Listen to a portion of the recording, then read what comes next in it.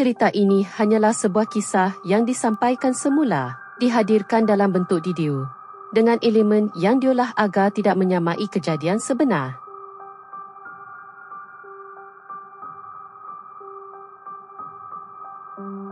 Pada malam itu, Aiman bergerak ke pantai berdekatan rumahnya seorang diri, selalu ditemani rakan-rakan.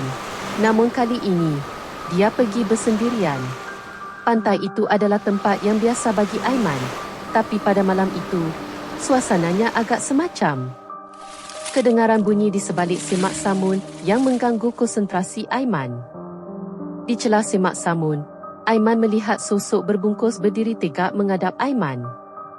Tanpa fikir panjang, Aiman terus berlari ke motosikalnya.